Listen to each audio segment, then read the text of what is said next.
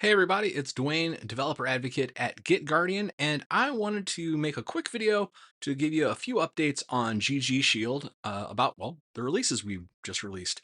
So we've done a few of them since last time I made a video, but I'm going to back in time to the 1.52.0 release and let's walk through it real quick. There's some really cool stuff in here. The first two, though, not quite for you yet. This is stuff we are building out around MCP servers.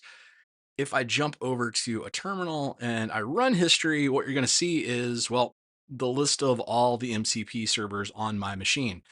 This is a tool to help you index these, and this will be rolled into endpoint protection at some point in the future to give you full visibility on what MCP servers are on the machine and what they've been up to. Next up is one that everybody should be using, ggshield honeytoken plant. I'm very excited about this one. I'm a huge believer in honey tokens, making decoy credentials that only give alarms, they don't give access. So if I'm back in terminal, go ahead and throw the .h on this to give you the help menu. And you can see this is one for planting honey tokens in the endpoint. Now, there are a bunch of options for this. You can say it's a credential or entire config profile. So that's what I'm going to do here. I'm going to make one of those. There's other options, but just for the sake of today, I'm going to say dash dash method. If I run this, this should reconciled one written, one skipped. And what that did, if I slide over to, you see, I have on my machine, that's my .aws folder that we're in right here. And if I open this config, yes, we get a profile with a key and a secret, and these are honey tokens. So if anybody or anything tries to use these, I'm going to get an alert immediately. Me personally, I get one in Discord and I get an email to know that, hey, something has gone wrong. So that's honey token plant. I'm very excited about this one. Everyone that's using GitGuardian has access to honey tokens. You should be taking advantage of it. Next one, I am not going to actually demo because I've already installed this and I'm correctly authenticated to GitGuardian. But if you weren't authenticated to GitGuardian and you were trying to use our AI hooks, now we have better messaging and step-by-step instructions to tell you exactly what you need to do. And it also triggers Keychain on macOS.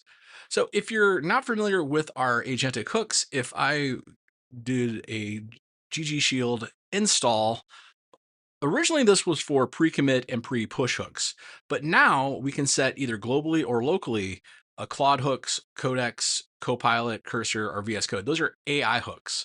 And what those look like, I can actually show you here, is this will run ggshield secret scan with the AI hook before submitting prompt, pre-tool use, and post-tool use. Now, the only one I can really demo out of these three is the before submit prompt hook, and here it is. I have tried to get the agent to add a living token, and it says, nope, you can't do that. You can't use that secret in the prompt. So that's exactly what our AI hooks do. And now, if you're not automatically authenticated to GitGuardian when you're trying to set them up, you're going to get better error messages.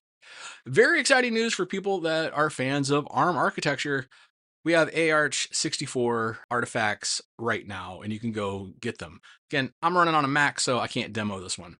The other thing I wanted to show, 1.52.1, is just some fixes. I'm not going to go through those with you. But the last thing we added, and I'm actually really excited about this one, is an easier way to do a one-line curl install of ggshield itself. So if you're thinking, well, man, I got to run pipx or brew against a fleet of machines, well, not anymore. So if I jump over to that page in the code, here we are.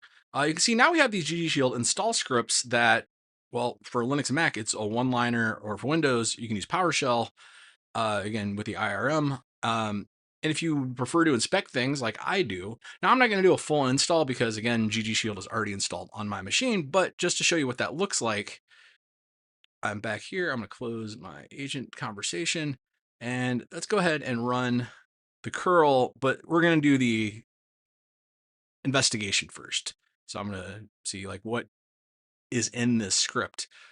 So you can see it's going to run. It's going to try to check signature along the way. If I go ahead and hit Q, it will try to run that. But like I say, I'm not actually going to run that today because GitGuardian's already installed. So that's it for this quick little video, just a few updates. If you haven't installed ggshield yet, it's never been easier, and we're looking forward to working with you as we keep making it better into the future. It's just one more way that GitGuardian helps keep everybody safe and helps fight secret sprawl. Thanks.